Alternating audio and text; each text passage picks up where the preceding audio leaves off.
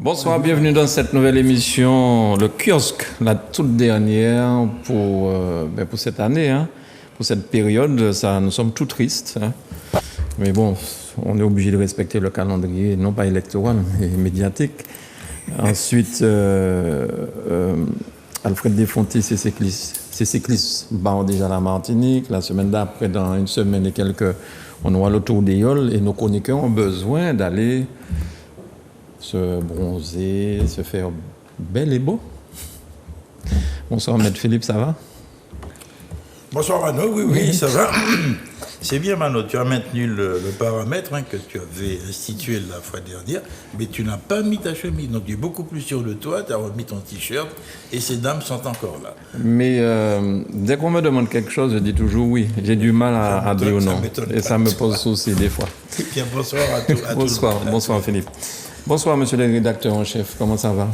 Mais ça va, sauf que, bon, comme nous sommes un petit peu en avance, je n'ai pas encore le numéro de cette semaine. Il va sortir ce soir. D'accord. Bon. Mais enfin, bon, grosso modo, il est à la une. Il titre encore sur le Congrès. D'accord, on en parlera du Congrès. Parce que tu as parlé de vacances.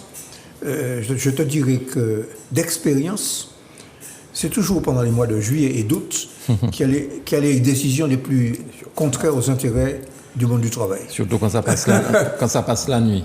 Ouais. Surtout quand ça passe la nuit. Les députés ne sont pas tous là. Tout à fait. Bonsoir, Béatrice Bellé. Oh là là, là tu es déjà en vacances. C'est un robe fleurie. Malheureusement, non. Tu as dit ça. Je crois qu'il y a 2 retraités et une prof qui peut-être va commencer dans pas très longtemps à être en vacances. Mais moi, non, je ne suis pas en congé. Par contre, j'ai un pont. Voilà.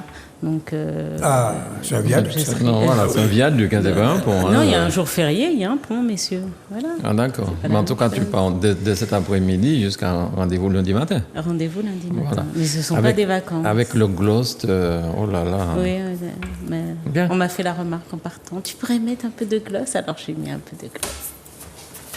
C'était pour faire plaisir à Philippe, je présume. Point du tout, c'est pas lui qui me l'a dit.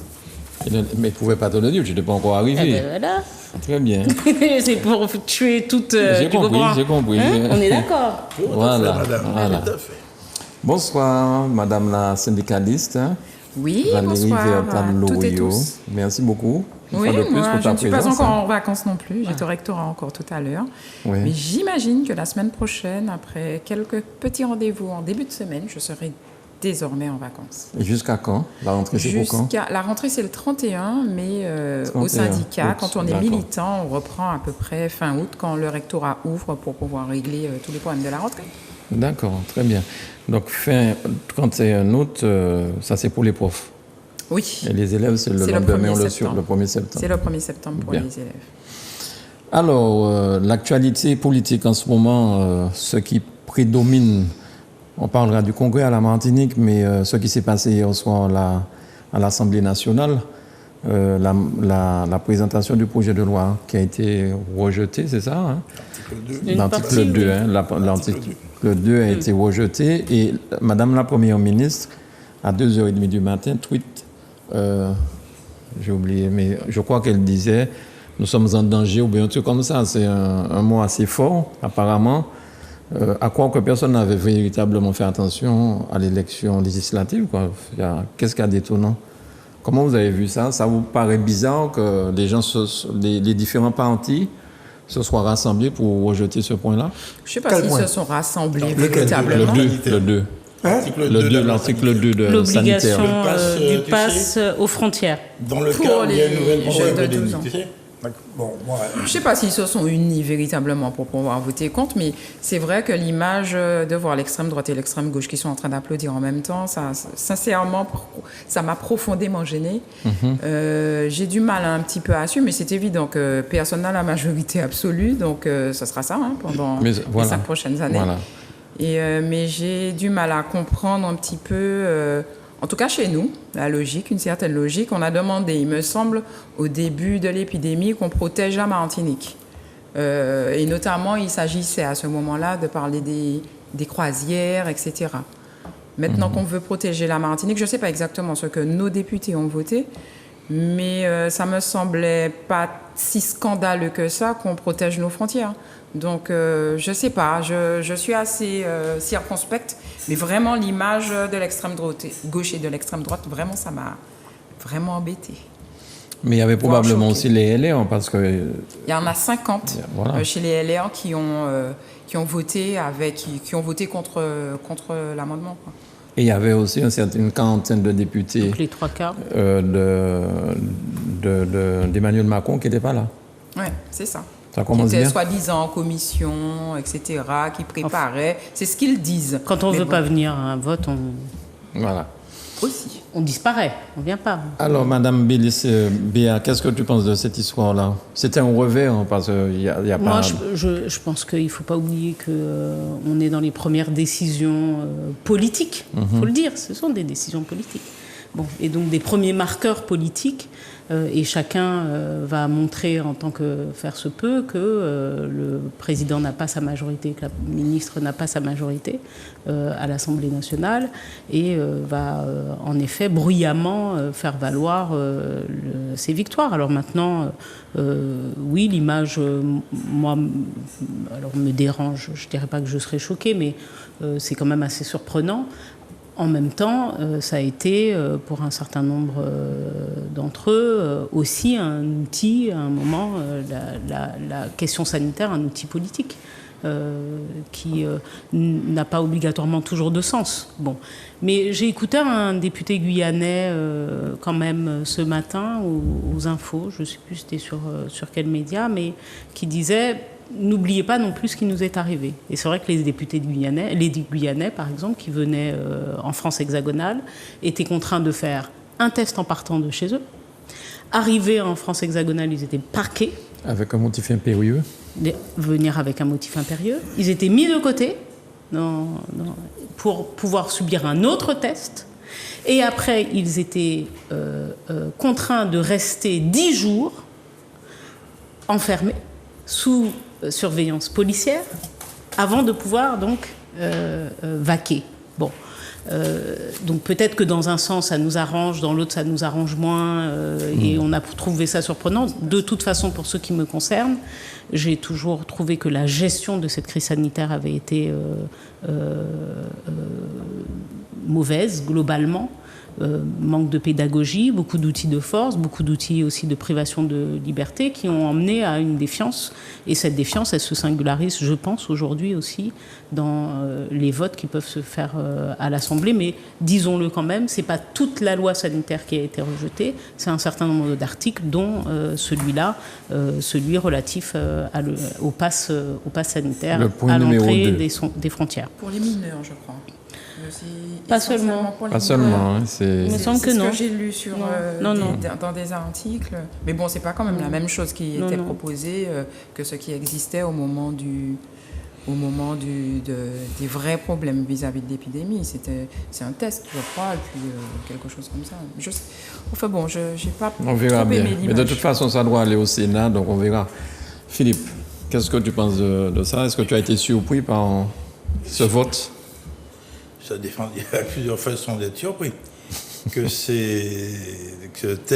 tel type d'événements se produisent maintenant dans le contexte que nous connaissons, ça n'a rien d'étonnant. Effectivement, qu'il y ait une alliance entre deux groupes politiques, n'est-ce pas, pour voter contre le texte, je sais que c'est une image qui me pose problème. Mais je partage un peu l'avis de Valérie, parce que le pass sanitaire, si on le remet en place lorsqu'il y a une pandémie, on a peut-être mal géré effectivement la problématique, qui était une problématique très évolutive. Hein. On est passé par plusieurs phases, plusieurs étapes, mais je conçois qu'effectivement, on a demandé à se protéger. S'il y a une nouvelle pandémie, il faudra certainement prendre ces précautions. Mais effectivement, je ne dirais pas que c'est surprenant, mais il faut s'y attendre. Mais c'est de très mauvais augure pour l'avenir politique hein, et la gestion qui va s'ouvrir au gouvernement. C'est tout ce que je peux dire. Michel? Bon, moi, je vais pas parler la langue de bois. Je vais dire que je ne pense pas qu'il faille politiser la question de la gestion sanitaire de l'épidémie. Par conséquent, les mesures qui ont été prises en France ont été peu ou prou prises avec un rythme différent dans tous les pays, je dirais, comme diraient certains, civilisés, entre guillemets, c'est-à-dire les pays européens. De l'Ouest, on va dire. Je dis bien entre guillemets. Entre guillemets. Bon. Par conséquent, on ne peut pas vouloir une chose et son contraire. On ne peut pas vouloir être protégé contre l'épidémie et puis défiler en disant liberté, liberté. Bon. Parce que nécessairement, les mesures de protection impliquent des restrictions. Par conséquent, et comme nous sommes dans une île en plus, comme nous sommes dans une île et qu'il y a des échanges, on ne peut pas ne pas, et d'ailleurs certains l'ont réclamé, certains ont même pris prétexte de certains laxismes en matière de croisière, en matière d'échanges avec l'extérieur, pour dire que c'est ça qui avait amené le Covid en Martinique. Bon. Par conséquent, on ne peut pas. Mais ce sont tous les pays de la Caraïbe, on fait pareil. Tous les pays de la Caraïbe ont fait pareil. Par conséquent, que une partie de la gauche rejoigne l'extrême droite, qui a toujours eu, sur cette question, une partie de la gauche a eu une attitude proche des complotistes. Hein. Ok. Bon, moi, je suis obligé de le dire, le Parti communiste a été toujours pour la vaccination, se basant sur des positions scientifiques. Oui, mais là, il ne s'agit pas de vaccination. Non, mais ça, derrière ça, il y a un vieux compte qu'on veut régler. Moi, ce que je dis, c'est que l'OMS vient de rappeler solennellement à tous les pays du monde que la pandémie n'est pas terminée. Bon, et qu'il y a un nouveau variant là qui est en train, qui est différent du BA4, BA5, c'est le Centaure. On ne sait pas très bien s'il sera plus létal, c'est-à-dire plus mortel que les autres. Par conséquent, on ne peut pas en même temps dire qu'on n'anticipe pas et on se donne. Donc, un gouvernement, quel qu'il soit, se donne les moyens de pouvoir réagir si c'était nécessaire. Bon, c'est comme ça que je vois la chose. Bien. Le variant là, du singe, ça a drôlement disparu vite, hein, cette histoire de singe. Là, comment on appelle ça Non, la variole. Au contraire, Au la contraire. variole du Omicron. singe. Au Variole. contraire. Non, pas Omicron. Non, La la variole variole du du singe. singe. Mais c'est pour Non, ça. ça n'a pas terminé. Mais c'est Ça pour ça. continue, C'est hein. pour ça que je suis d'accord avec la non-politisation. Et du coup, quand on veut protéger la population, là, par exemple, l'OMS, mais d'autres organismes, et des scientifiques et des corps scientifiques français disent qu'il est quand même étonnant qu'on ait une épidémie, certes pas létale, mais très dérangeante pour un pays dont on sait qu'elle pourrait en plus évoluer pour la variole du singe, et qu'il n'y ait pas, par exemple, de stratégie sur ça. Chez nous, il n'y en a pas. Donc je pense que encore une fois on touche à un sujet sensible, mais on pourrait en dire beaucoup. La réalité, 90%, moi je l'ai toujours dit, je n'ai pas je préfère d'ailleurs que l'on n'en parle pas dans un avis qui ne serait pas un avis fondé en effet par des scientifiques. Mais donc moi j'ai pas de problème avec la question vaccinale. Par contre j'ai un problème avec les politiques qu'on peut mettre en place et qui sont de nature soit à restreindre les libertés, soit à les augmenter, soit à modifier, soit à donner des soins, accès aux soins ou pas accès aux soins. Bon, aujourd'hui, la réalité, qu'on le veuille ou pas, c'est aussi qu'un certain nombre de personnes disent oui, on va nous contraindre aux frontières, alors que l'on sait très bien que la politique, par exemple, de tests est devenue payante. Ça, c'est aussi une réalité pour un certain nombre de personnes. ok.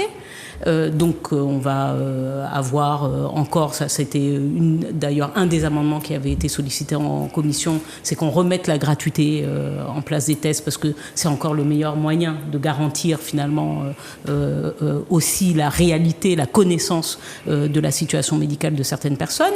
Et la deuxième chose, c'est que nous sommes rendus compte, qu'on le veuille ou pas, que nous pouvions malgré tout être et contaminés et contaminants lorsque nous étions vaccinés. Bon, donc dire aujourd'hui aux Corses ou aux ultramarins, vous allez devoir éventuellement faire un test, et d'ailleurs c'est de façon alternative. Il y a des moments où on doit faire un test pour rentrer en Martinique, il y a des moments où pas, il y a des moments où on doit faire un test pour aller à Paris, il y a des moments où on ne le doit pas. Donc les gens disent, ça ne se passe pas comme ça obligatoirement dans les autres territoires, on veut bien comprendre, mais il y a peut-être d'autres choses, et c'est aussi ce qui est apparu dans la commission, c'est intéressez-vous aussi à l'offre de soins, à ce qui se passe dans les hôpitaux des Outre-mer, parce qu'il y a aussi un vrai problème, pareil pour la Corse. Non, mais on peut secouer la tête, on peut ne pas être content, mais peut-être que là, en l'occurrence, oui, j'ai dit, on peut. J'ai dit on peut.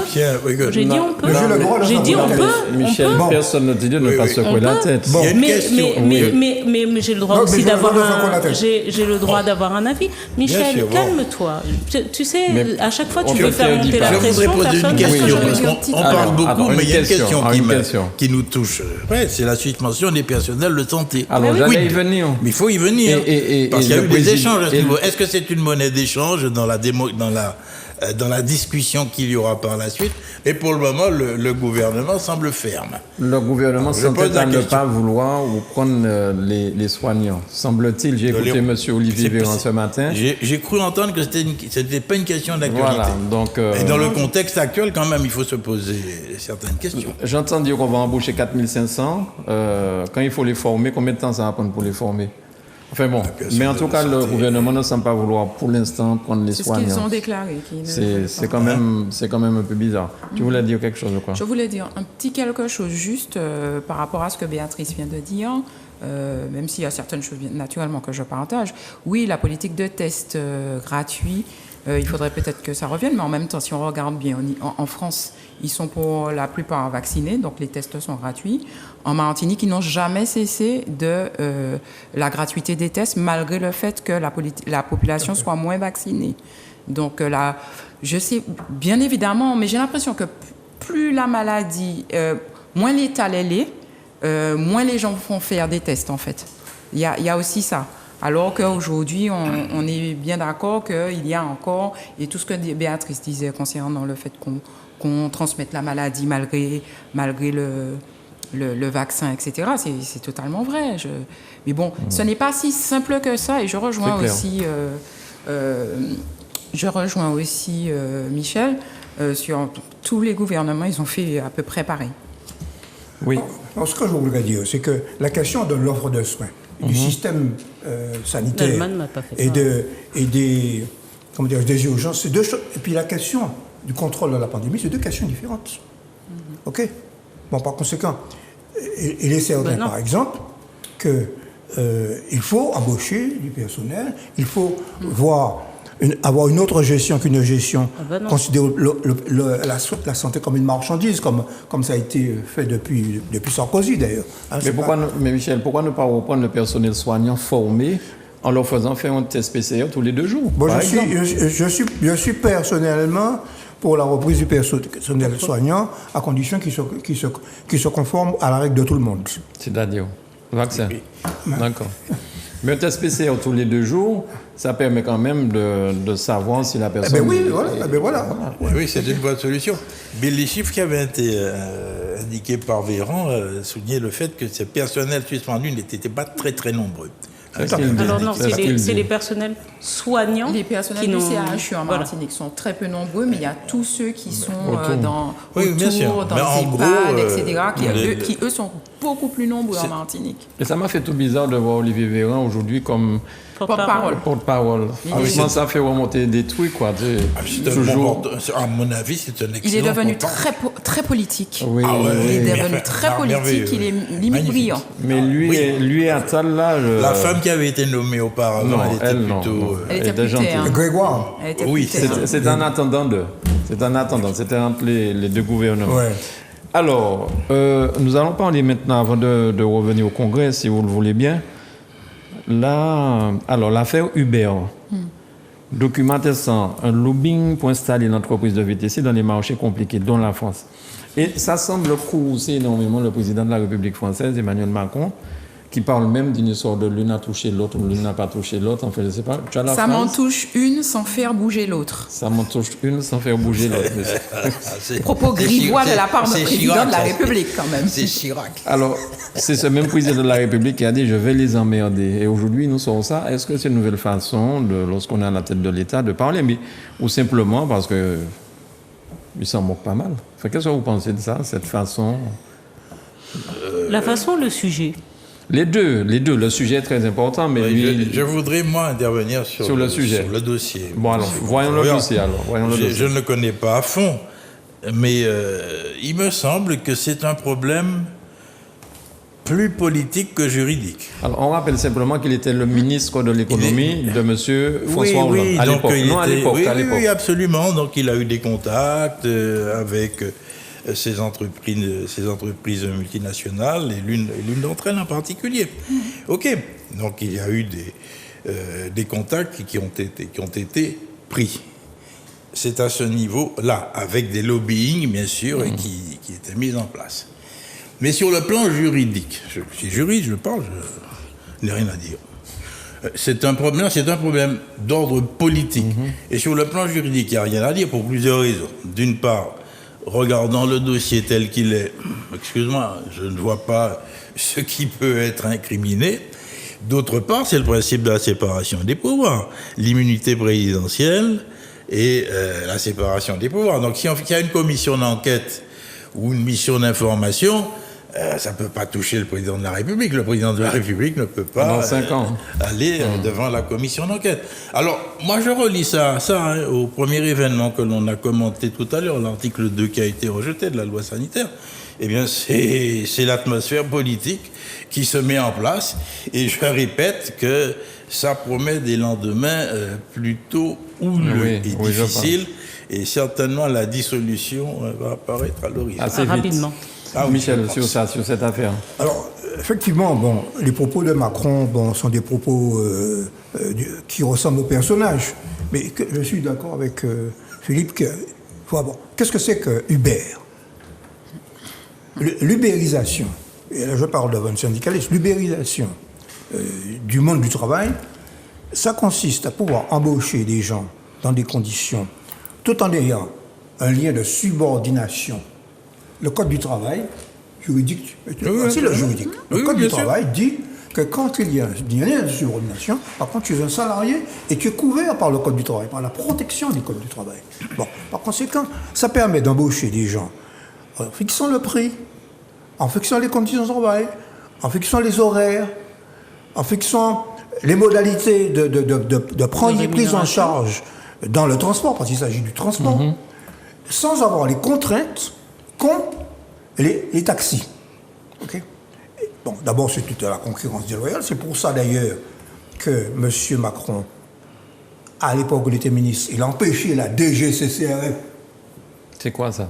La Direction Générale de la Concurrence, de la Consommation et de la Répression des Fraudes, et qui est chargée précisément de faire respecter. Il y a ce qu'on appelle des professions réglementées en France. Et les professions réglementées, il y a qui doivent respecter. Donc tu ne peux pas. Non, ce sont des charges encore, les taxes. Et ce sont des charges. Donc tu ne peux pas mettre en concurrence des gens qui sont astreints à des obligations, qui se traduisent par des charges et par un coût. Et des personnes qui n'y sont pas. Mais est-ce qu'on peut dire que c'est la modernisation qui veut ça? Alors, ah ben voilà. Je demande. Eh bien voilà. Nous sommes au cœur même de là. Eh bien oui, c'est la modernisation à la sauce capitaliste. C'est la modernisation à la sauce néolibérale sous M. François Hollande. OK? Voilà. Alors, le deuxième problème, qui est beaucoup plus grave que l'autre, c'est le problème du lobbying. C'est-à-dire le fait qu'au sommet de l'État, et pas seulement pour les ministres, pour les hauts fonctionnaires, eh bien, les grandes entreprises, moi je dirais le grand capital, pour aller un terme un peu vieillot, les gros capitalistes eh bien, ils vont voir, ils ont des entrées vers ceux qui préparent les lois, les règlements. Ah oui. Et tu vas mettre, c'est pas un article 2, hein, mais un article 1er qui ne sera favorable. Tu comprends? Alors, en même temps, on va leur donner des aides, et en même temps, on ne va pas leur donner de contrepartie.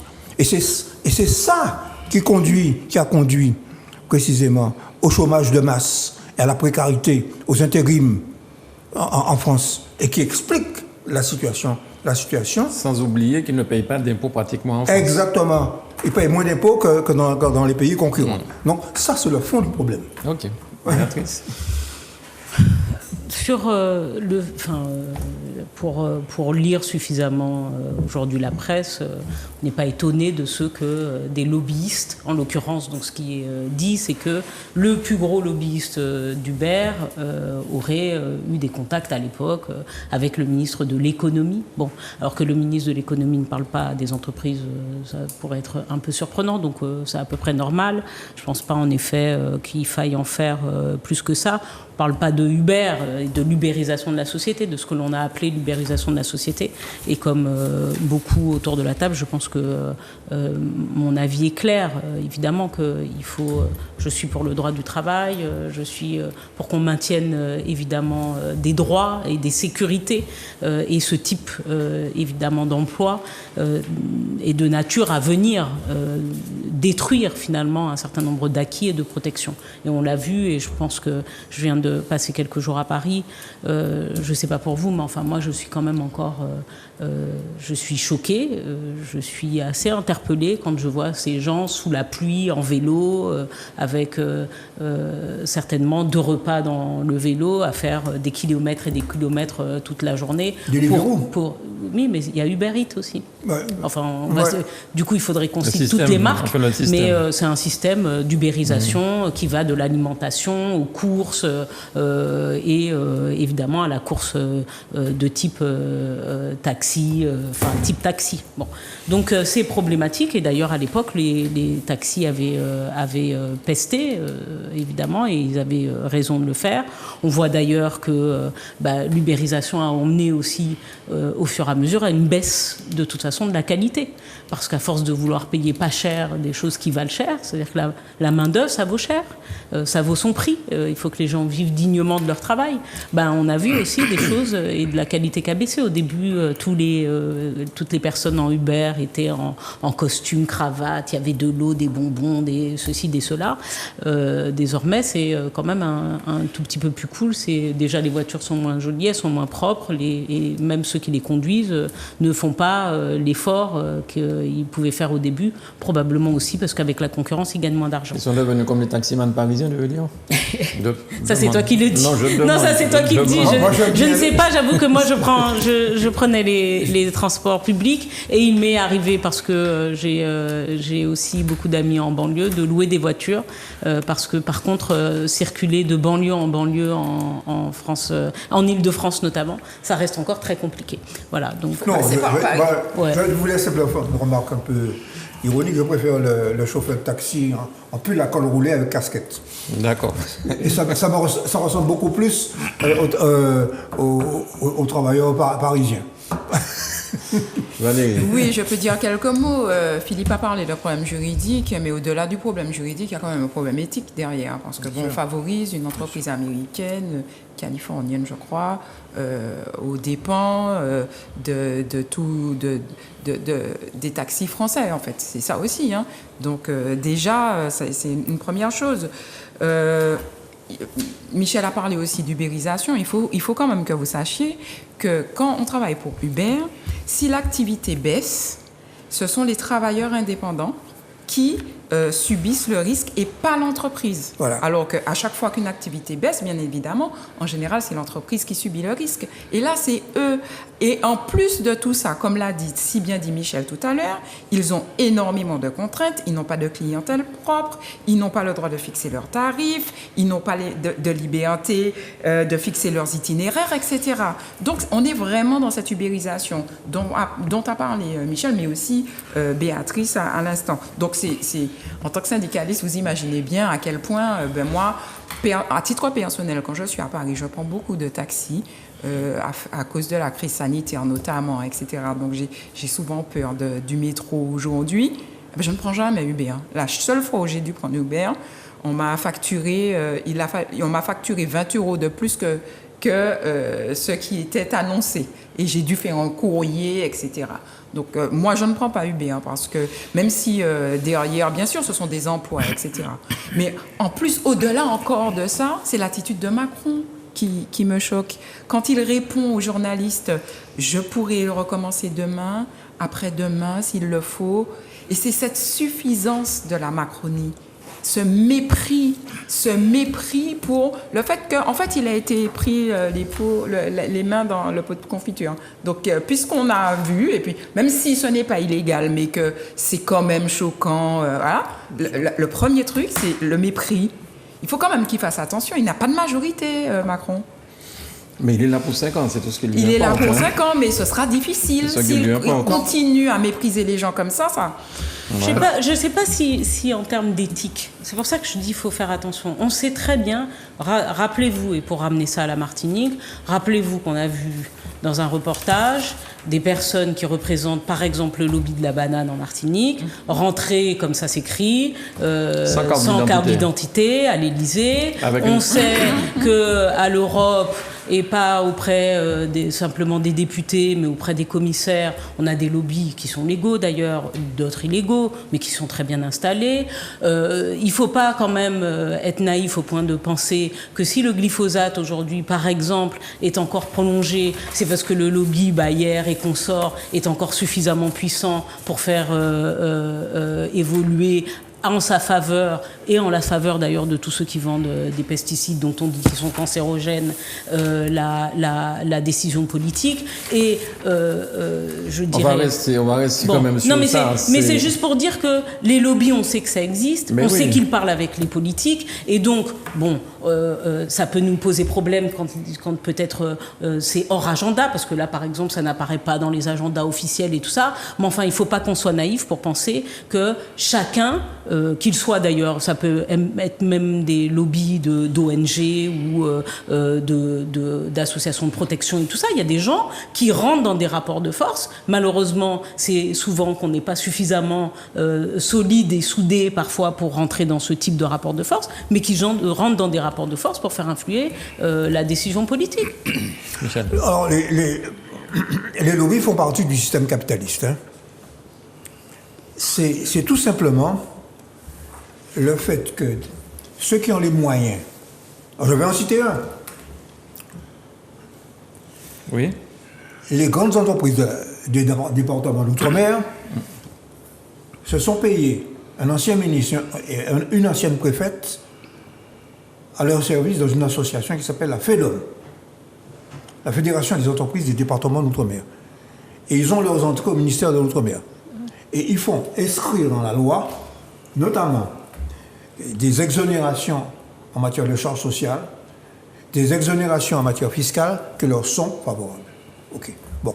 Par conséquent, bien sûr, nous savons que ça existe. Mais nous savons aussi, si nous voulons transformer la société, qu'il faut combattre cela. Voilà. Il faut le combattre. Il ne suffit pas de regarder, il faut combattre. Voilà. Bien. Mais je voudrais poser une question. Comment combattre? Comment Non, Voilà. parce que Alors, comment le combattre? oui, Eh bien, alors, la NUPES. J'attends, je peux continuer. Parce que là, effectivement, critiquer le lobbying, c'est tout à fait normal. Mais c'est un mode de fonctionnement qui existe et qui a existé et qui existera encore. D'accord, bien sûr. Et ça n'a rien d'illégal. Non. Sur le plan de l'éthique, effectivement, c'est choquant. Je suis d'accord avec vous. Mais maintenant, comment supprimer ces lobbying? Alors, il faut réfléchir. Je ne sais pas. Peut-être qu'il faut élaborer des textes. Élaborer effectivement des limites. Mais on ne peut pas empêcher les lobbying d'agir. Il n'y a que ça. Autour de l'Assemblée nationale, il y en a beaucoup. Autour du Sénat, il y en a beaucoup. Effectivement. Et à l'Europe, il y en a beaucoup. Quand on y C'est là il n'y a que ça, oui. Alors effectivement, il faudrait arriver à calmer les choses. Mais comment faire? Il faut renverser la table. Problème. Il faut renverser la table. Parce qu'en Europe, comme tu le dis, il y a des lobbies. Mais malgré tout, les parlementaires européens se sont émus et ils ont quand même réussi à se faire en sorte que la Commission européenne établisse des règles sur la manière de ça doit fonctionner. Par exemple, je vais prendre l'exemple. Dans l'affaire Uber Files, il y a une commissaire européenne, précisément, qui a été accrochée dans cette affaire et qui n'a pas respecté une règle qui veut qu'une fois que tu as cessé d'exercer des responsabilités de commissaire européen, pendant un certain temps, tu ne dois pas avoir de relation avec les personnes dont tu as eu, qui ont été sous ton autorité lorsque tu étais en fonction. Donc, elle est accrochée parmi les personnes. Dans le journal Le Monde, il y a tout un papier là-dessus, où, j'ai oublié le nom de cette ancienne commissaire, mais, donc, malgré tout, même si on peut dire que ça fait partie du système, mais on peut établir des règles pour limiter l'influence néfaste de ces Mais lobbies. Michel, pas vu, pas pris, on regarde l'affaire Fillon, on regarde toutes ces affaires-là. ben Tout oui. le monde sait que c'était pas normal, ce genre de choses. ben oui. Mais tout le monde est dedans, hein, jusqu'à ce qu'il veuille devenir président, et puis à ce moment-là, on s'occupe de lui. Ah oui, Mais- Heureusement, alors tu vois, c'est la seule chose sur laquelle je vais te corriger. Tout le monde n'est pas dedans et heureusement. Voilà. En tout cas, C'est- chaque fois qu'on en tient un, j'ai Oui, l'impression... mais c'est pas tout le monde. Et heureusement, c'est comme si on disait tous les jeunes ne sont pas bons et tout ça. Heureusement que Non, mais- tous les élus ne sont pas corrompus. Heureusement que tout le monde n'est pas corruptible. Heureusement que les lobbies ne peuvent pas déstabiliser tout le temps. Mais c'est vrai qu'ils font un travail. Enfin, c'est ce qu'on dit souvent. Hein, ils ont les meilleurs juristes. Ils ont des gens. Ils ont les moyens de payer. C'est ce qu'on disait. C'est le capitalisme. Les Bouglas ni l'argent. Donc, quand il faut se payer 10 fiscalistes, les meilleurs de la planète, Voilà. 50 juristes qui maîtrisent le droit international sur le bout des doigts et qui peuvent travailler 24 heures, faire une charrette de 48 heures pour écrire un amendement. Parce que là où c'est compliqué, c'est pas tant que les lobbies essayent de mettre la pression, mais ce dont on se rend compte dans ces affaires-là, c'est que les lobbies écrivent des amendements. Et qu'ils les envoient oui, voilà, d'accord. Oui, dans les Ils les spécialistes, écrivent, c'est pour ça, bien ils sûr. les envoient, ils disent bon voilà ce que vous devez dire. Et puis vous voyez d'ailleurs que vous qui avez reçu éventuellement en tant que député ou votre attaché parlementaire a reçu cet amendement parce que les mecs envoient ça à tout le monde. Vous voyez un de vos collègues avec lequel pourtant vous avez des bonnes relations en commission et qui a défendu les mêmes intérêts que vous à un moment, qui finalement dépose un amendement qui est exactement à la virgule près celui qui avait été envoyé par le lobby. Et là, vous devez vous poser la question de savoir qui ça yobaye. Alors. Alors, tu as posé la question, qu'est-ce qu'il faut faire? Mais là, il y a une réaction. C'est que la NUPES demande une commission parlementaire pour enquêter sur les rapports entre M. Macron, ancien ministre, c'est ce que tu as évoqué tout à l'heure. Mais il ne risque rien, Michel, pour l'instant. Comment il ne risque rien? Pour l'instant, il est président. Mais Bon. Sarko est embêté. Le problème n'est pas juridique, je vous le dis. Il est politique. Je suis d'accord avec toi. Bon, Il n'est pas juridique. moi, je pense qu'il n'y a pas de frontière. J'ai appris ça à la jeunesse communiste. Il n'y a pas de frontière. Il n'y a pas de muraille de Chine entre le juridique et le politique. Bien. Oui. Tout dépend des Quand mots. c'est nécessaire, les capitalistes s'arrangent pour que les lois leur soient favorables et inversement. Ben oui. Bon, alors, par on passe à conséquent- notre sujet, si vous voulez bien. Rapport INSEE. Le droit, c'est le résultat de la force, de la lutte. Le résultat, le droit, c'est l'état du rapport de force entre les dominants et les dominés à un moment donné. Du moment. Bien. Alors, rapport INSEE, un Martiniquais sur 10 en situation de grande pauvreté en 2018. Il me semble qu'on a parlé de ça déjà l'autre jour, me semble-t-il. Non, en fait, c'est pas. C'est justement, on n'avait pas eu le C'est temps. ça. D'accord. Oui, vas-y. Alors, c'est pas le rapport, mais c'est l'analyse. Le rapport, justement, il est déjà sorti. On avait eu et on en avait parlé ici, c'est vrai, sur la question aussi des modalités de C'est ça, calcul de d'accord. ce taux de pauvreté. Bon, et donc aujourd'hui, évidemment, tout le monde s'émeut de ce qu'on soit à 30% de pauvreté et l'analyse, pas le rapport, mais qui est l'analyse, dit aujourd'hui, du coup, qu'un Martiniquais sur 10 est en grande pauvreté et ce rapport montre quels sont les types de populations les plus touchées, notamment les jeunes, les personnes âgées, les chômeurs, qui sont les femmes aussi, particulièrement touchées. Je l'ai déjà dit ici. Je suis offusquée. Je pense qu'il va falloir qu'on prenne le temps sur la question du Congrès. Mais on peut pas être dans le discours tout le temps. On ne peut pas découvrir aujourd'hui qu'il y a une misère en Martinique. On ne peut pas faire semblant d'ignorer depuis tant et puis aujourd'hui pousser des cris d'orfraie en se disant les gens sont dans la pauvreté, on le sait. Le fait de le dire, il faut agir et c'est des politiques publiques. Les leviers, c'est des politiques publiques. C'est pas seulement des leviers de solidarité, c'est des leviers d'économie. Vous avez vu ce qui s'est passé à La Réunion. Le prix de la bouteille de gaz était en train d'exploser. La région et le département prennent une mesure ensemble pour faire baisser de 50% le prix, parce que c'est inatteignable pour les petits revenus. Le prix des carburants est devenu... Si on sait qu'on n'a pas la politique de mobilité qui est de nature à permettre aux gens de faire ce qu'on appelle un report modal, c'est-à-dire de se reporter de leur voiture individuelle vers les transports publics, on a d'autres choix, en effet, que d'aller chercher dans nos réserves pour pouvoir baisser aujourd'hui de façon significative chez nous le prix du carburant.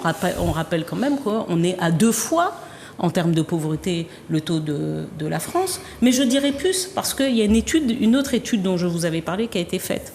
Quand on rajoute 200 € au seuil de pauvreté, qui est maintenant il est à 1062 €, je crois, ou quelque chose comme ça. Quand on rajoute 200 €, donc on passe à 1200... 1010. 1010 €. 1010. Bon. Et donc quand on rajoute 200 €, donc 1210 €. D'accord ? On n'a pas 30%. On a 48% de Martiniquais qui aujourd'hui vivent avec moins de 1200 €. En Martinique, c'est déjà de la grande pauvreté. Oui, mais ceux qui nous écoutent là ont envie d'entendre des solutions. Mais les solutions, c'est ce que je te dis. J'ai parlé du carburant, j'ai parlé de la question de l'énergie, mais nous avons d'autres solutions. C'est ça. C'est nos élus. Au niveau national comme au niveau local. Non, mais au niveau national comme au niveau local. Et moi, je le dis comme je le pense.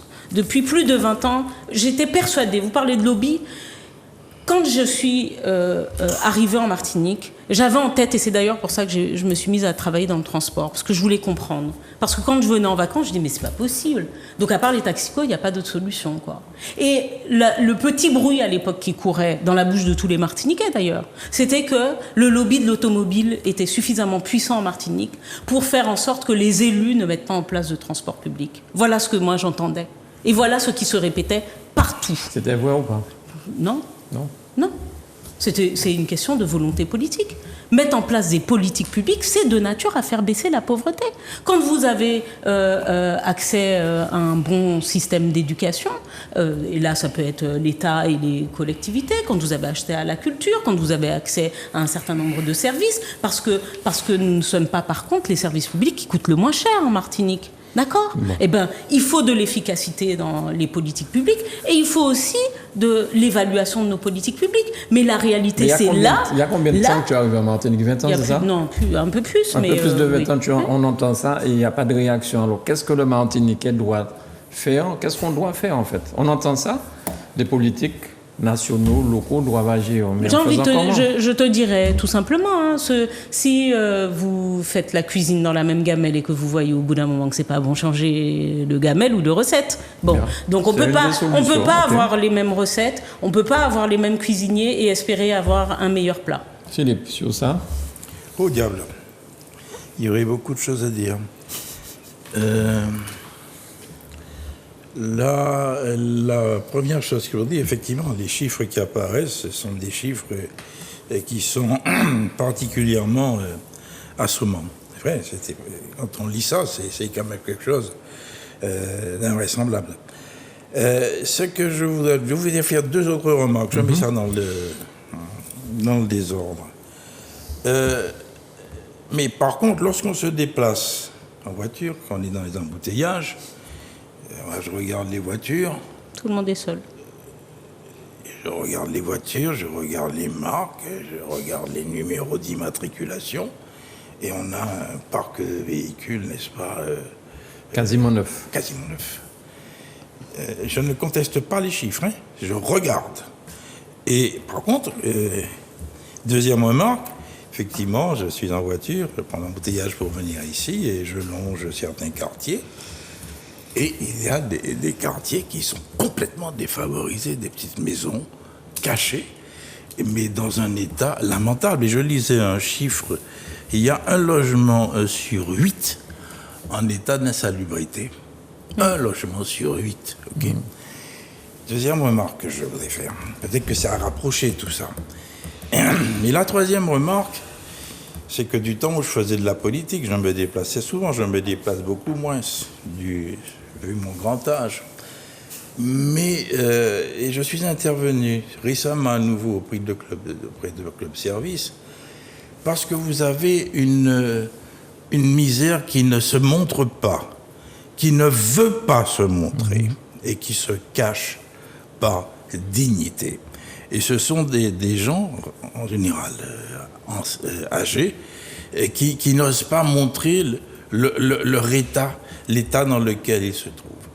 Et je crois qu'il y a une démarche à faire dans ce domaine-là, c'est-à-dire pouvoir, sur chacune des communes, voir les gens qui se trouvent en situation difficile pour pouvoir leur donner connaissance de leurs droits et pouvoir leur apporter une aide. Okay. Puis dernière remarque, on va certainement aborder. C'est vrai, on parle souvent de ça. On parle beaucoup. Il faut une politique publique. Il faut que les élèves fassent. Ok, nous sommes d'accord. Mais dans notre petit territoire, le moment est peut-être venu à nous, Martiniquais, bref, n'est-ce pas, de se pencher sur ces problèmes, voir effectivement les institutions à mettre en place, les systèmes d'éducation, de formation et de recherche à mettre en place.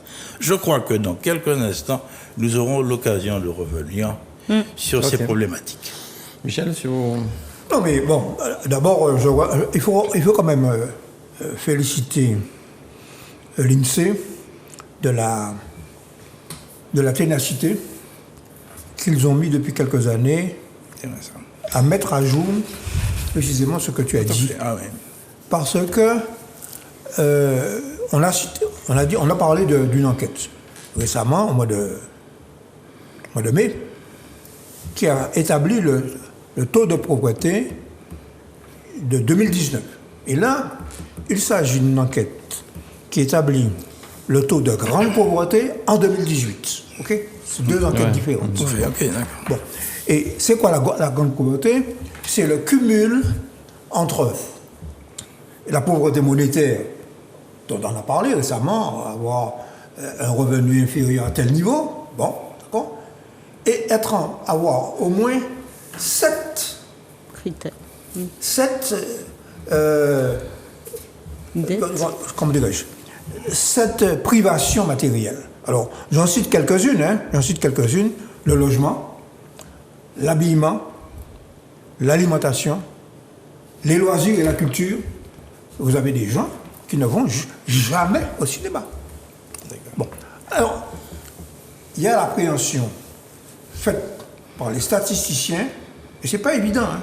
Bon. Il y a la perception qu'on peut avoir. Le Secours catholique aussi sort chaque année une enquête, puisqu'ils reçoivent des gens, et depuis quelques années, 2-3 ans, le Secours catholique a fait une synthèse de tout ce qu'ils ont vu dans une année et les caractéristiques des personnes qui viennent les solliciter. Bon. Alors, mais ces choses-là, ça a un nom, hein. Ça s'appelle le sous-développement. Ça s'appelle le sous-développement. C'est-à-dire que... On est un département français, pourtant. Ah, mais on dit bon, bah, là, le problème, le taux de pauvreté, le taux de chômage, le nombre d'entreprises, le PIB, etc., tout ça, les économistes appellent ça, ce sont des indicateurs socio-économiques qui caractérisent une situation, non pas ponctuelle, mais globale d'un pays Alors, les Martiniquais n'aiment pas qu'on dise ça, parce que d'un côté, tu as les fameux 4x4, etc., qui roulent, bien sûr. Bon, mais un pays sous-développé. Et le problème, c'est bien les services publics, mais c'est un problème de développement économique. Et le développement économique, ce n'est pas nous qui le faisons, c'est en partie nous, parce qu'on nous a laissé quelques miettes de pouvoir, mais c'est aussi l'État français, c'est le ministère de l'Outre-mer, c'est M. Darmanin maintenant. Par conséquent, la question de fond, tu peux dire qu'est-ce qu'il faut faire? La question, c'est changer globalement de politique. Et de ne pas voter précisément pour ceux qui nous enfoncent. Voilà. Tu as parlé de gamelle. Mais oui, il faut changer de gamelle. La question du Congrès, c'est pas en dehors de ça, hein? Non, mais on en parle là. Ah, mais comment? Tu as dit, nous sommes département français. Mais oui, nous sommes département français. Juridiquement. Mais dans les faits, économiquement, nous sommes sous-développés. C'est ça la réalité. Alors Valérie, puis après on parlera du Congrès, hein, puisque de toute façon tout ça est lié. Hein. Oui, bien naturellement, mais bon, comme je ne sais plus qui le disait tout à l'heure, on ne découvre pas qu'il y a des problèmes de pauvreté en Martinique. Moi, je travaille dans l'éducation. J'ai travaillé en éducation prioritaire pendant plus de 10 ans. Moi, la pauvreté, je la voyais tous les jours avec mes élèves. Je vois des élèves, j'ai vu des élèves arriver le matin par un temps de pluie avec des cahiers qui sont trempés. Ça veut donc dire que chez eux, il y avait un toit qui fuyait. Donc la pauvreté, on ne découvre pas qu'il y a la pauvreté en Martinique. C'est vrai qu'on voit des 4x4, des belles voitures, mais on ne voit pas ceux qui sont à pied et qui ont des difficultés à prendre les transports, parce qu'on connaît aussi la situation des transports. Il y en a beaucoup qui sont à pied, qui n'arrivent pas qui ont du mal à se déplacer et qui n'ont pas de voiture. Et c'est quand justement on traverse certaines communes qu'on voit cette pauvreté et cet habitat insalubre dans lequel les gens vivent. Mes élèves que j'ai fréquentés au Lamentin, ils n'allaient pas au cinéma. Si on n'organisait pas des séances. Il y en a, je me rappelle, qui me disaient, et j'étais en collège, que c'était la première fois qu'ils allaient au cinéma de leur vie. Donc, c'est vrai que on fait mine d'oublier que notre territoire est un territoire dans lequel il y a autant de mal-développement. Et vous avez vu aussi dans l'étude qu'on dit que la pauvreté, que le travail protège de la grande pauvreté. Et quel est le problème chez nous? L'absence de travail. Et c'est ce que disait Michel. On est sur un territoire en mal développement. Il y a énormément de pauvreté. Quand vous allez dans certains supermarchés, vous voyez plein de gens qui font des courses à 10, 15 euros, qui sont obligés de faire des courses tous les jours parce qu'ils ne sont pas en capacité d'avoir un chariot de 200 ou de 300 euros. Donc, tous les jours, ils sont obligés de se déplacer quand ils arrivent à obtenir 10, 15 euros pour pouvoir, au quotidien, faire des courses. On sait, ça nous ennuie tous les jours d'aller au supermarché. Ben, eux, ils n'ont pas le choix. Il y a une vraie pauvreté. Et bien évidemment, il y a des politiques publiques qui peuvent inciter, mais il y a aussi mieux rémunérer le travail. Il y a aussi toutes ces questions-là parce qu'il y a dans ces personnes qui sont dans cette pauvreté, il y a aussi certains qui sont extrêmement mal rémunérés. Et il y a des politiques publiques, mais il y a aussi une vraie volonté des entreprises à mieux rémunérer derrière. Et ce n'est pas non plus si facile pour elles. Hein. Il suffit pas de dire il y a les bons, les méchants, les patrons sont les méchants. Pas du tout. Il faut trouver les moyens de les aider aussi. Mais il y a une vraie pauvreté et c'est pas quelque chose qu'on découvre en Martinique en tout cas. Mais quand on est dans des secteurs non marchands, qui sont ceux quand même du service public, je pense, face à des situations qu'on dénonce depuis 30 ans, qu'il y a un moment où on se doit d'être efficace. Et tu parlais d'être à pied. J'ai un ami qui me raconte une histoire. La dernière fois, il me dit, voilà, sa fille est en vacances. Je vous la raconte parce qu'elle me touche jusqu'à maintenant. Sa fille est en vacances et maintenant, les soirées, ils envoient la localisation des soirées, genre 1 jour ou 2 jours avant. Bon. Et elle lui annonce, alors qu'ils habitent à Sainte-Marie, que la soirée est à Rivière-Pilote. Donc, il a déjà promis, il va y aller, il va rester sur place en attendant que la soirée passe, et puis il va rentrer avec son enfant. Son enfant est une amie à elle, d'ailleurs. Ils y vont, ils redescendent, et en redescendant sur le Robert, ils croisent dans la pénombre, parce qu'il ne fait pas encore jour, vers les 4h, 5h, quelque chose du matin, ils croisent une dame. Et la jeune fille qui est en voiture dit « Oh, c'est bizarre, on dirait ma tante. » Et donc, ils font demi-tour pour aller voir, en effet, dans ce fameux rond-point où il fait nuit et où ils voient une dame en train de faire du stop. Si, c'est bien. Et oui, c'était la tante de la jeune fille, qui attendait donc à 5h et quelques et qui faisait du stop dans la nuit, quasiment, au tout petit matin. Bon. Et donc, ils l'ont embarquée, ils l'ont déposée. Et la dame, en fait, est salariée d'un centre commercial à Trinité. Et elle n'avait, ce jour-là, pas un membre de sa famille pour la déposer. Donc, comme malheureusement elle a l'occasion de le faire à plusieurs reprises dans le mois, dans la semaine, et ben elle se met à 5h et quelques du matin sur le rebord de la route alors qu'il fait nuit pour faire du stop parce qu'elle n'a pas les moyens de s'acheter une voiture. Donc oui, on voit des véhicules immatriculés, il faut se poser mais après on peut se faire un débat plus long sur l'endettement, sur tout ça. Moi, on a vu que d'ailleurs le premier réflexe d'un certain nombre de personnes lorsqu'ils même ont un emploi précaire, un CDD et tout ça. Je me rappelle à l'époque des emplois jeunes, tous les emplois jeunes, premier réflexe c'était d'aller acheter une voiture neuve, même pas une voiture d'occasion, quoi. Bref, mais tout ça pour dire que faut regarder de plus près. Il y a une misère cachée qui est beaucoup moins visible et éloquente. Ce n'est pas quand les gens disent ah oui mais regardez, ah, qu'a dit moi ou BD ou qu'a dit moi c'est mon la pauvre, regardez ni antenne parabolique, oui. Sauf que toi tu prends l'avion pour voyager. Eux, ils ont l'antenne parabolique pour voyager, pour faire leur esprit voyager ailleurs. C'est ça la différence. Toi, tu vas à Miami, t'envoies tes enfants à Miami, et oui, peut-être eux, ils vont aller acheter une PlayStation à 400 € parce qu'ils n'auront pas les moyens de payer les vacances. À l'autre bout du fil de l'antenne parabolique, il y a la télé.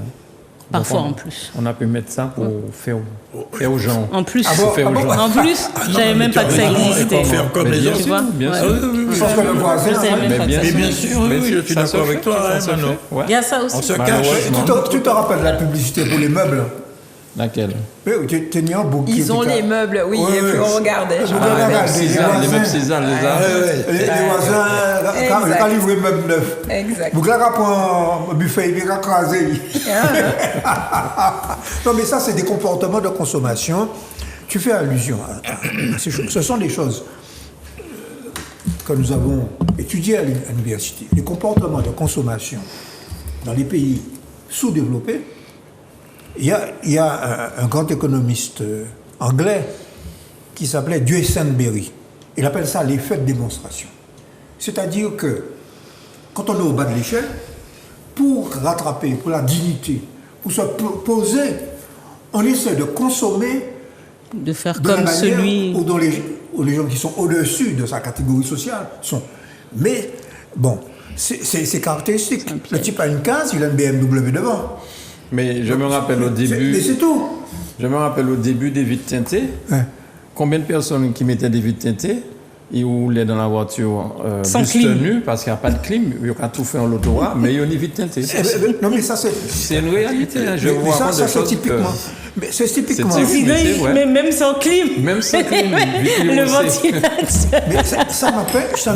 C'est un peu caricatural. Non, ça c'est vrai. Mais ça n'empêche. Les gens qui avaient pas de clim, on est en train là de toucher.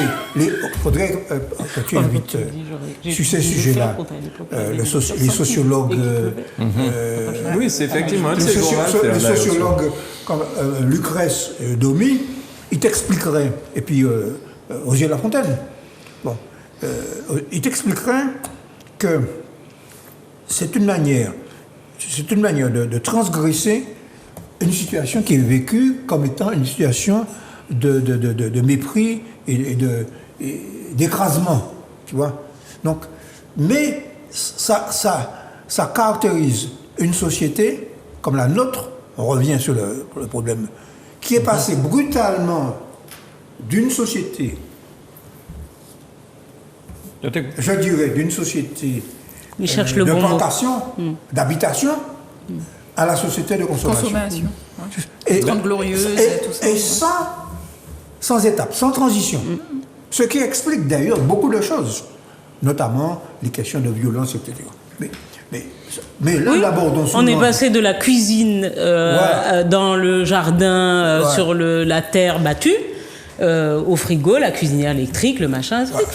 Et ça, ce sont des questions que nous devons examiner Et je reprends ma marotte. Personne ne peut faire ça à notre place. C'est pas un ministre de l'Outre-mer, fut-il ancien préfet, etc.,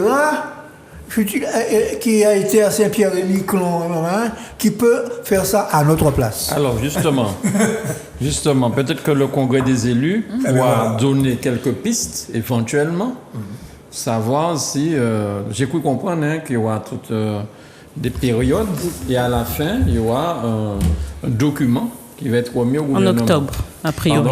Pardon? En octobre, a priori. En octobre, au mois d'octobre. Alors, qu'est-ce que vous pensez de ça, du Congrès? Je voudrais intervenir sur ce point parce que ça me fait rêver. Oui.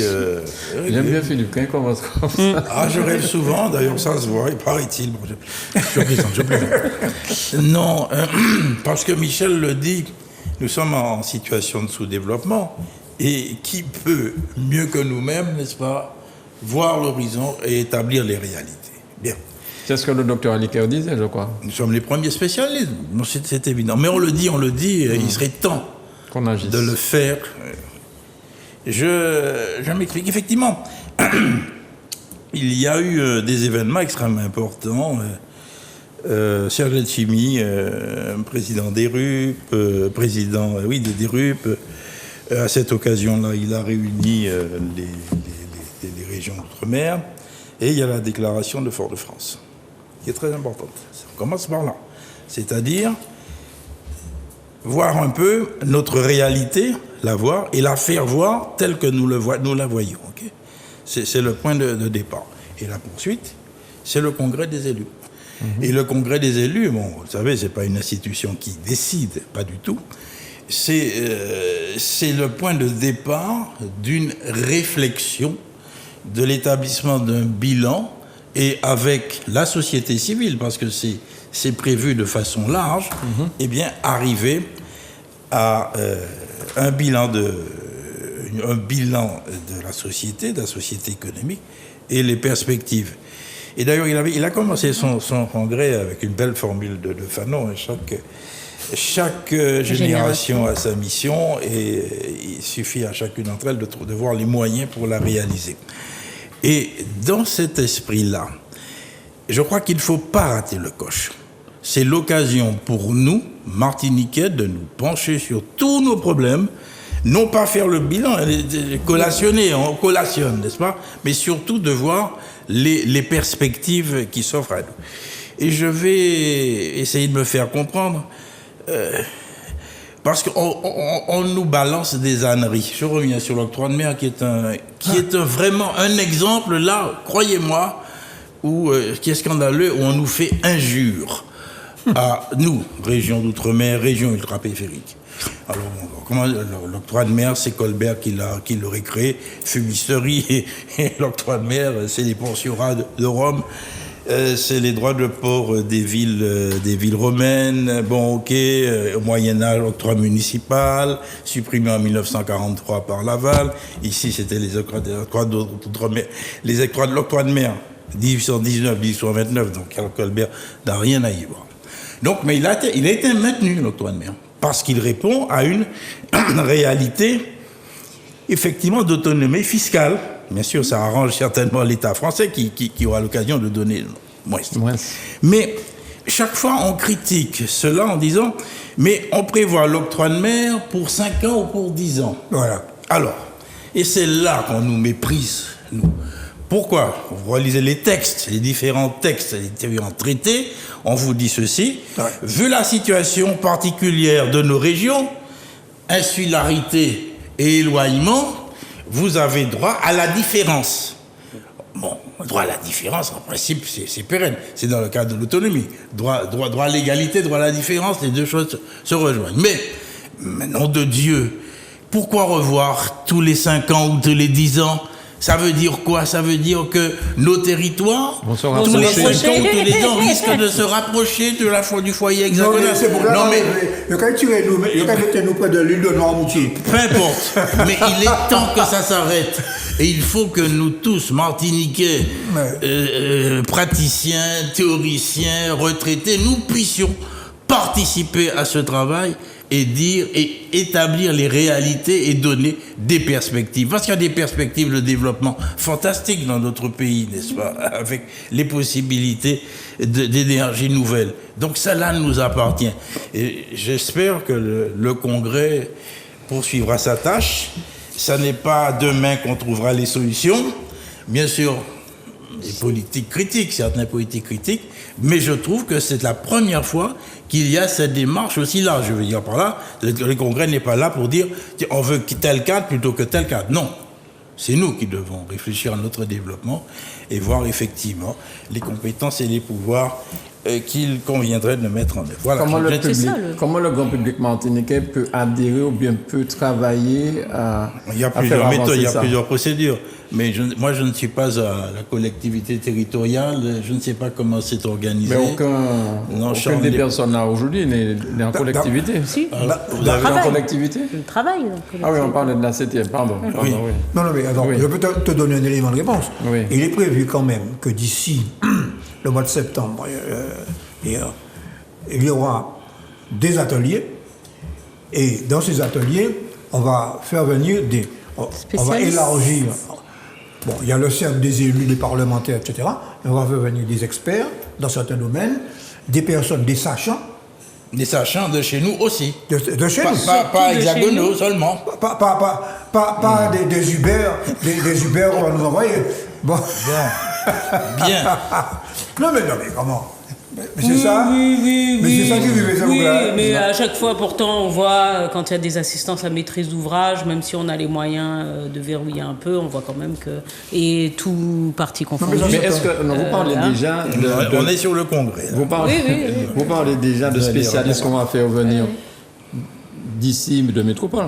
Mais est-ce que Tisson sont à son mot à dire? Oui, monsieur. Alors, oui, c'est ce que tu te rappelles que Charles l'avait dit. D'ailleurs, le CGSM lui-même fait des consultations de différentes personnes. Non, par conséquent, non.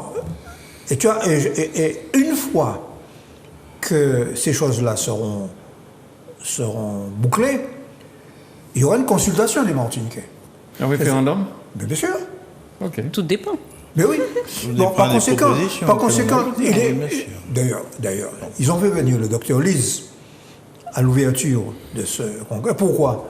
Parce qu'il était celui qui, en 2000, à l'époque Jospin, il a adopté la LOM qui a rendu obligatoire pour toute évolution la consultation. D'abord la tenue du congrès, qui est devenu officiel. Bon, rien n'empêchait de réunir les élus, mais c'est devenu un organe officiel, institutionnel. Sur deux thèmes. À ce sujet, le docteur Lise est venu pour ce que tu viens de dire. Donc pourquoi on le critique? Parce qu'il n'est pas élu. Qu'est-ce qu'il faisait là? Ça veut dire quoi? Il a été invité. Par le... C'est ce que le président du conseil exécutif a expliqué.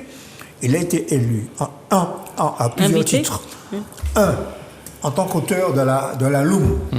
Deux, ce qui est bien. En tant qu'ancien président du conseil général qui a organisé le premier congrès. Il y a eu le premier congrès en 2009. 2009. Non, je réfléchis à combien d'années déjà, ça va vite. 2009, qui a abouti d'ailleurs une consultation en 2010. Ok. Bon. Et il a été le premier président de l'Assemblée de Martinique de la nouvelle CTM. Alors, ce que je peux dire, c'est qu'il aurait pu aussi inviter le premier président du conseil exécutif de la CTM, M. Alfred Marichal. Oui, mais serait-il venu? Il ne serait pas venu, on sait bien qu'il ne serait pas venu. Non, mais on a dit ça en passant. Alors, le président de l'Assemblée a dit qu'il avait été invité, qu'il allait même faire circuler, c'est ce qu'il a dit hier, je n'ai pas suivi aujourd'hui, mais l'invitation. Ah bon, la preuve de l'invitation. Il était difficile de ne pas l'inviter, enfin c'est mon opinion. Alors surtout ça, sur le congrès, sur les moyens, on va déboucher sur quoi? C'est toujours bien. Alors moi j'ai essayé de suivre en tant que faire se peut les deux parties, parce qu'il y avait, il y a eu une petite pause hier au moment de la pause repas, et j'ai pas du tout pu suivre aujourd'hui. Là où il y a quand même quelque chose de partagé déjà dans les élus, je crois que tout le monde est sorti quand même assez traumatisé du dernier exercice démocratique et de la faible participation, des derniers exercices démocratiques et des faibles participations qui doivent être encore étudiées, je pense, mais qui montrent quand même qu'il y a réellement là quelque chose, non pas de nouveau, mais une défiance démocratique qui s'est structurée. Qui n'est pas conjoncturelle, qui s'est structurée. Parce que, elle est constante maintenant, surtout les scrutins, mais elle s'aggrave et elle se fige quasiment. Donc ça, c'est un premier état des lieux qui a été fait. Il y a une solution, un vote obligatoire. Non, mais au-delà de ça, c'est-à-dire que réapprendre quelque part la citoyenneté, parce qu'on le voit dans les comportements, tout ça aussi aggrave les comportements citoyens. On voit bien quand même que dans les comportements dans notre société, il y a aussi des choses qui ne vont plus réellement avec une vie citoyenne paisible. Bon, les gens globalement décident que ni l'ordre public, certes, déjà, ni l'ordre public. Hier, j'ai vécu quelque chose d'édifiant. Hein. Je sors, il y a une rue que je prends à chaque fois pour rentrer près de chez moi, qui est en sens unique. Je suis, comme par hasard, devant une société, et je vois une jeune fille qui fait une manœuvre et qui va prendre la rue en sens interdit. Et je lui dis, mademoiselle, excusez-moi, c'est en sens interdit, mais pour moi, elle ne le sait pas. Et elle m'a regardé avec un mépris en me disant, mais je sais, c'est ici que je travaille. Bon. Et elle a pris son truc, quoi. Bon. Et je me suis dit... Tu es presque gênée. Ouais, non, mais elle m'a méprise en me disant ça, très clairement. Et je me suis dit... voilà, on arrivait à ce niveau-là où chacun fait comme il veut. Voilà. Et donc, ça au moins, les élus comprennent que la situation... je parle bien des élus, comprennent que la situation risque d'aller de toute façon en s'aggravant. Ce qui est sûr, c'est qu'elle est structurelle et que donc il va structurellement falloir changer les choses.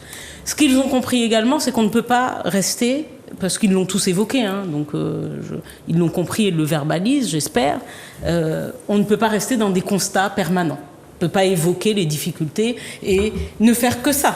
Parce que, je dirais, moi j'ai lu quand même les rapports in extenso des congrès des élus, notamment, alors il y en avait eu aussi un en 2007, c'est ça ? En 2007, globalement, je les ai dans mes cartons et j'ai décidé de les ressusciter. Mais enfin, le bilan était déjà à peu près le même. Peut-être dit différemment, mais c'était déjà à peu près le même. Et donc, moi, j'ai un seul regret.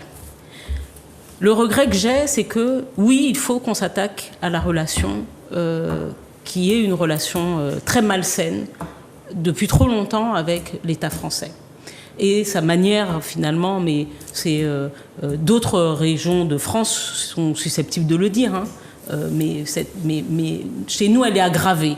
Et la semaine dernière, je le disais, vous savez, il faut qu'on arrête de se taper le torse en se disant on est les plus beaux, on a assez nous, on a 48 000 kilomètres d'eau et tout ça. Si nous pas soudés, nous pas ensemble et que nous pas l'évancer, les autres, ils en ont pas grand-chose à faire de nous. Il faut quand même qu'on puisse le comprendre désormais. Toutes les fois où on pourra se débarrasser des charges que nous pouvons représenter ou que certains vont considérer qu'on représente, ils vont le faire. Ils n'auront aucun souci avec ça.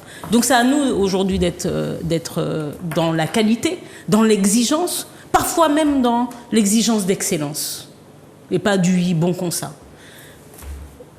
Et je le redis, il y a quand même des constats qui ont été faits il y a 30 ans et sur lesquels il y a très peu de solutions qui ont été apportées. Ça, c'est dommage. Et il y a des outils. Il y a des outils en matière d'aménagement.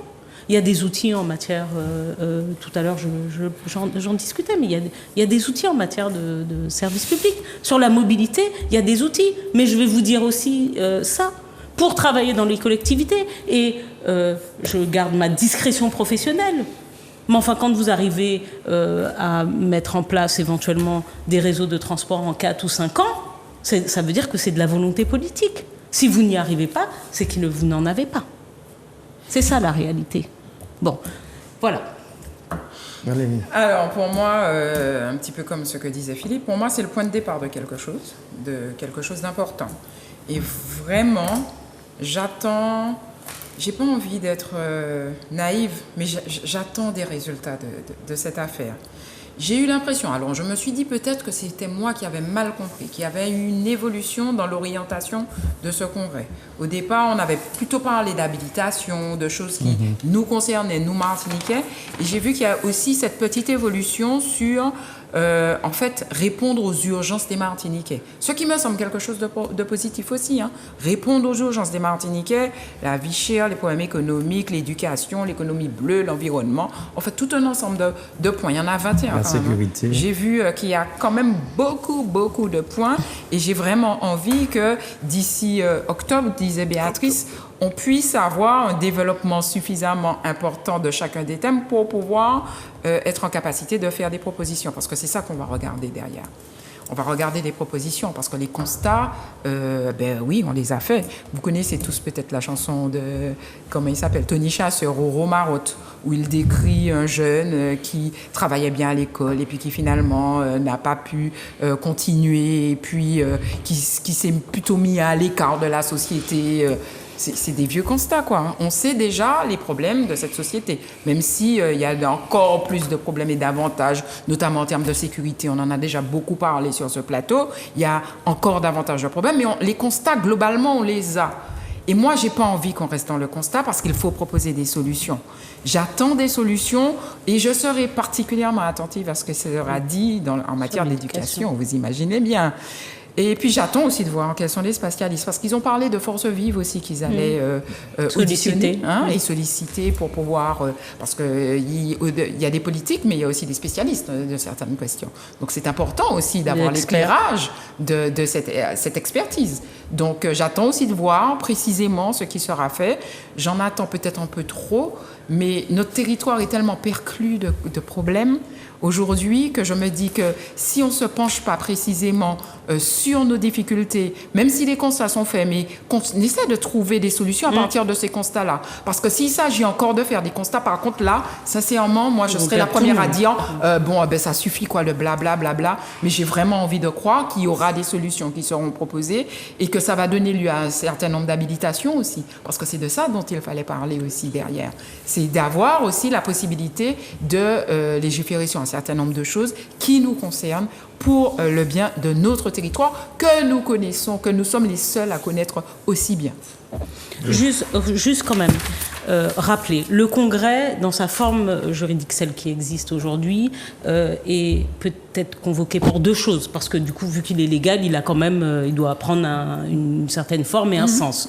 Pour plus de compétences, d'accord, pour obtenir plus de compétences, et pour des modifications du coup institutionnelles de statut. Voilà, c'est les deux choses sur lesquelles il est habilité quelque part à se réunir. Donc moi, c'est pour ça que je dis que je suis attentive, par exemple, pour l'habilitation, il n'y a pas besoin d'un congrès. Parce qu'en fait, une habilitation, c'est sur des domaines dont nous avons déjà la compétence. Donc, si la CTM veut demander une habilitation dans un domaine où elle a déjà la compétence, elle peut demander cette habilitation sans avoir à convoquer le Congrès. 2010 et 2015.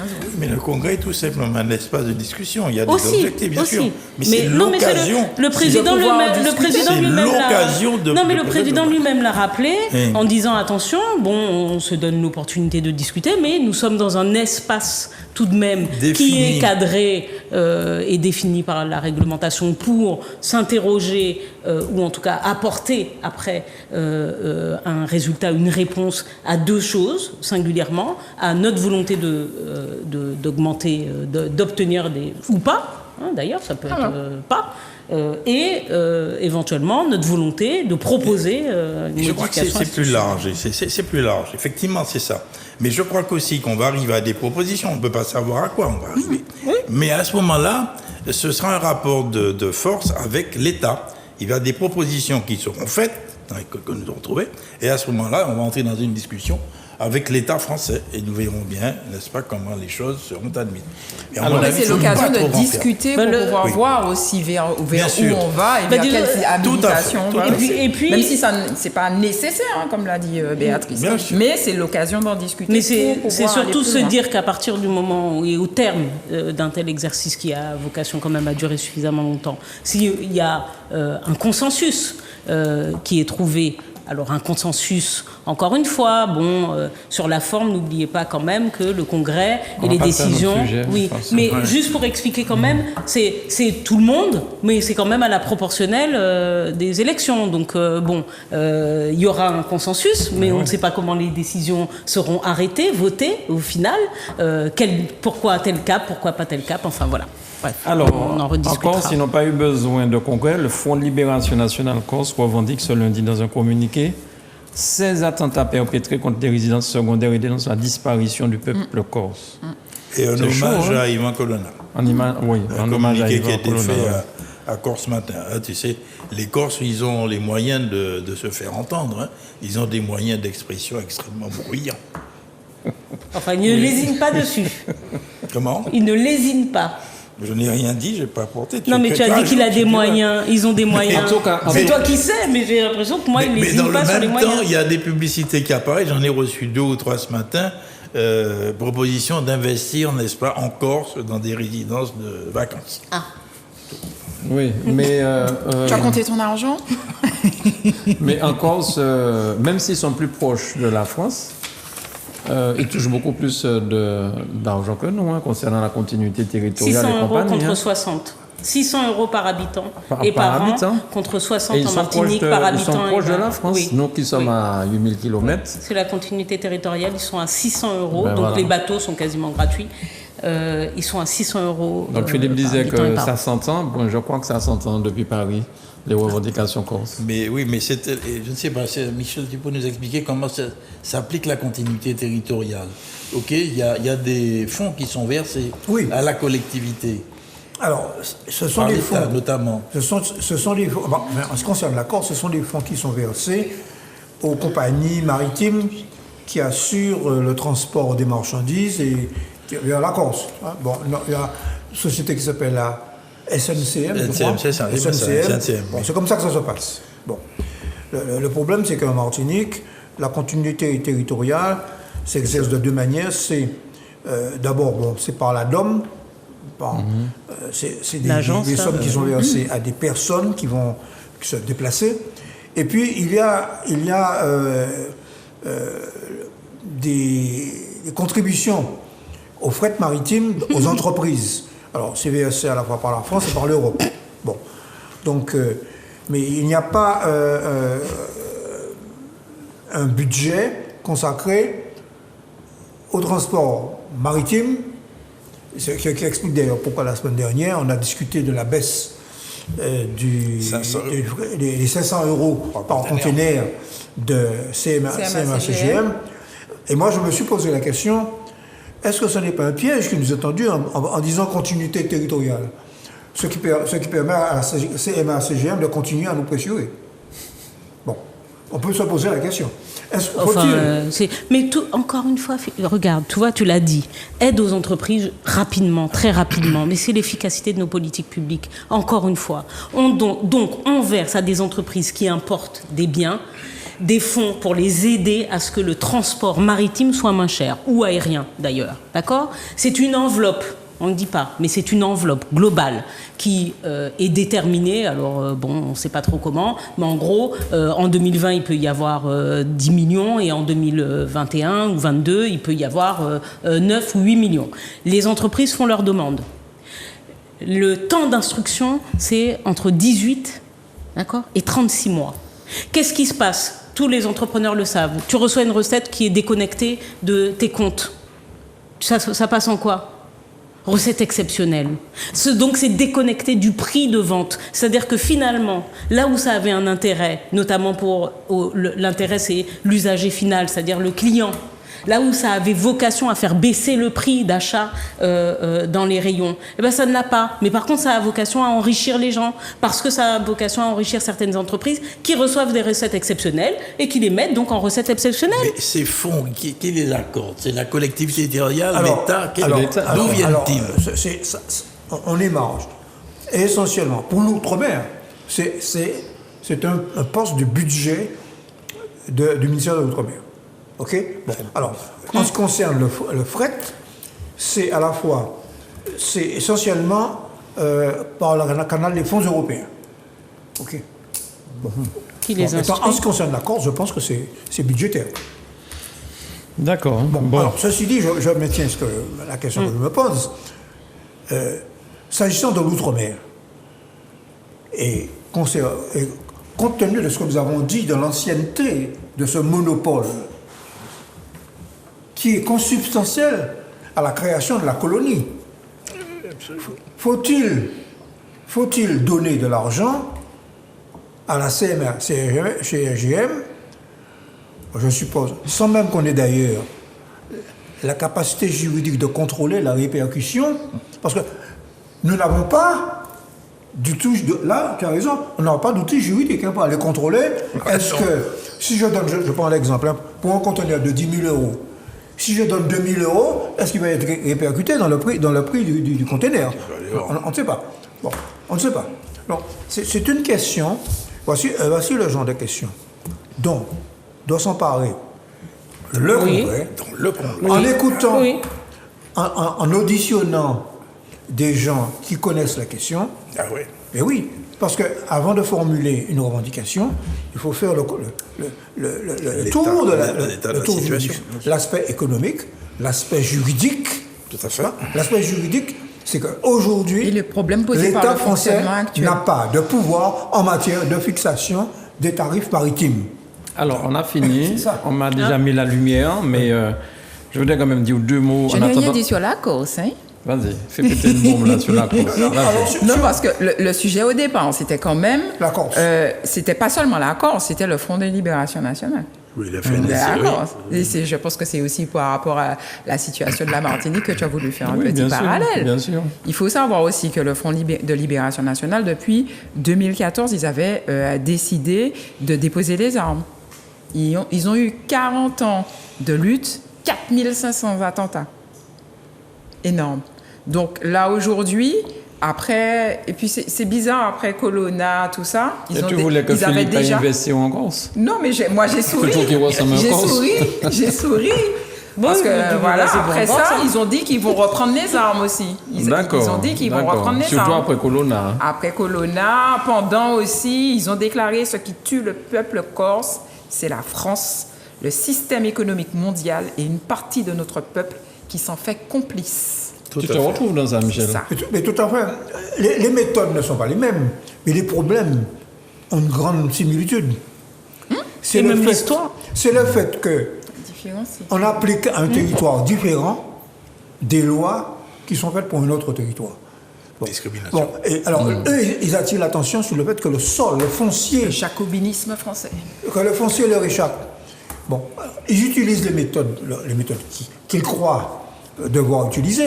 Mais ce qui s'est passé, c'est qu'à l'occasion de l'affaire Colonna, M. Darmanin est venu en Corse C'est ça. et a promis que lors de la prochaine mandature Autonomie. présidentielle, Parlerait d'autonomie. on va... Et il a même Et été c'est là loin. qu'il a balancé Il sur a la même été Guadeloupe loin. aussi. Que l'on va à l'époque. fusionner. La Guadeloupe, c'était avant. Et ça nous intéresse. Ouais. On va fusionner article 73 et article 74. Et moi, Darmanin a dit ça. donc, je suis à l'écoute. Parce que parce qu'à un moment donné, il faudra bien qu'il y ait une traduction juridique à tout ce que nous disons. Or, la traduction juridique, elle est toute tracée.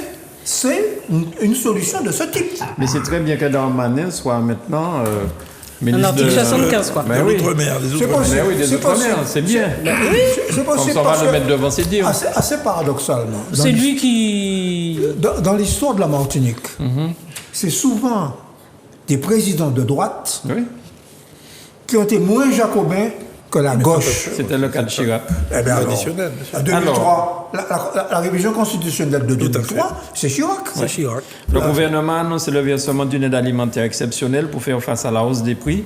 Elle s'élèvera à 100 € par foyer, auquel s'ajouteront 50 par enfant. Par enfant. Alors, c'est dommage, chez nous, il n'y a plus les foyers de 10 enfants, mais bon.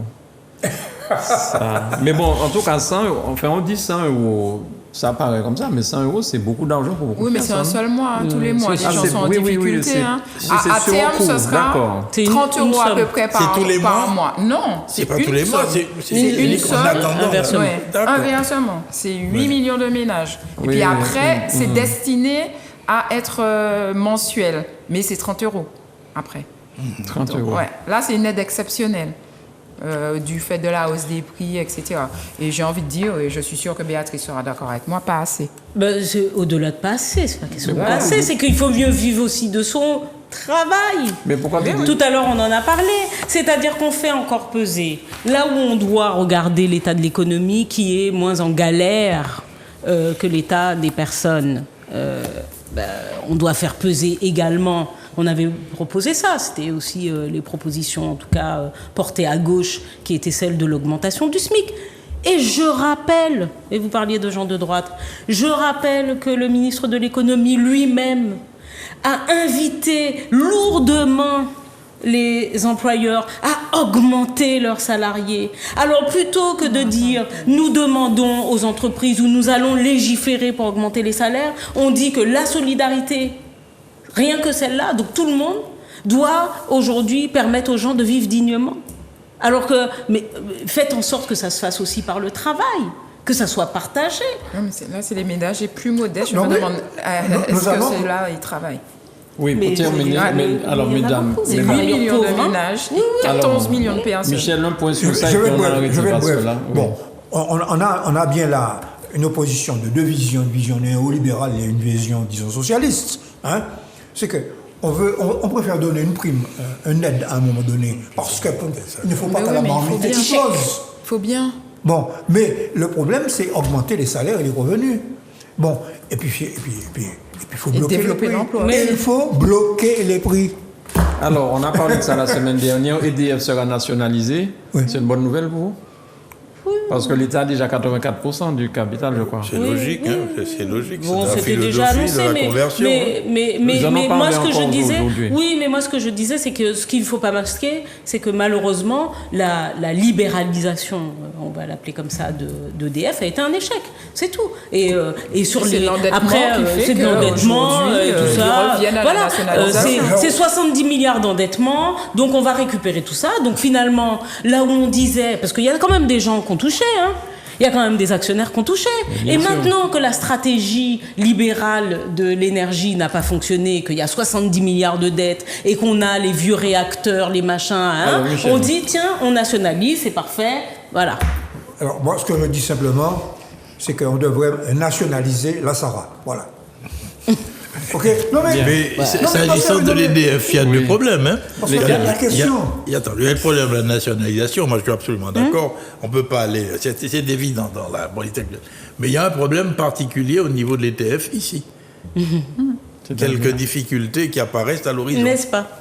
T'as Quels pas sont- lu Non, non, j'ai pas lu. T'as des pas- détournements présumés Ah oui. Ah, c'est toujours- et du favoritisme de combien? 150 Je me souviens Non, plus mais des c'est chiffres. Oui, oui, l'article non, de la ça vient de presse qui sortir. dit. non, C'est un mais article de sortir. presse, un secret Oui, de oui, oui, politique. Mais j'ai aujourd'hui. interrompu Michel, excuse-moi. Non, mais tu as parfaitement raison de rappeler que la gestion